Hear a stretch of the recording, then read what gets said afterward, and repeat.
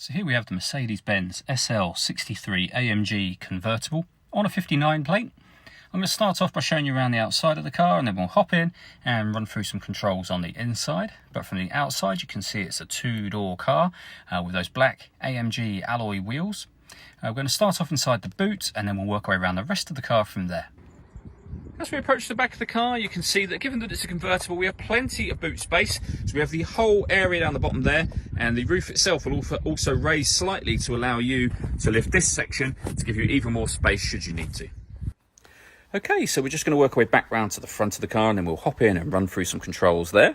Now that we've done a full circle of it though, you can see not only is it a great looking car, but it's in excellent condition the whole way round as well.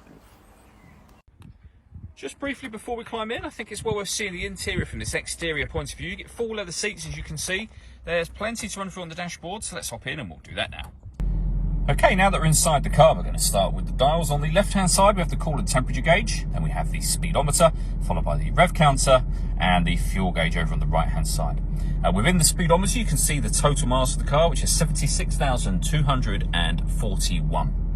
We're back out to the steering wheel. We have controls up here to change the information within the trip computer section up here. And we've also got our stereo controls up here as well. The minus and plus paddles are so that you can change down and up a gear manually with this automatic gearbox, should you wish to do that. Over in the centre, you'll then find the main screen. Directly above that, you've got deadlock, so you can lock the car doors from the outside. We have a hazard warning lights as well, and then various fan adjustments. Followed by the main screen, you can see we've got satellite navigation. Nice clear colour display, very easy to use. Basically, these arrows will move you around the screen, so you can go to anything you want to up here. So if you want to go into audio, you can do your telephone menu, you can go into up there as well.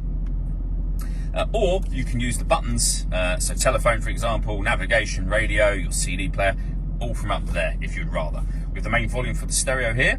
The ability to answer and end phone calls once you paired up your phone to the car, of course. Beneath that, we have the dual zone climate control, so you can adjust the passenger temperature, the driver temperature. You can increase and decrease the fan speed from here. When you're happy with those settings, you can turn your air conditioning on and off from here, or hit auto. When you do that, the car will take control of the fan speed and the direction of the air to maintain the temperatures you've asked for. You can make any manual adjustment. You'll see auto has now gone off. Within here, we have a 12-volt charging socket. We then have the gear lever for the fully automatic gearbox.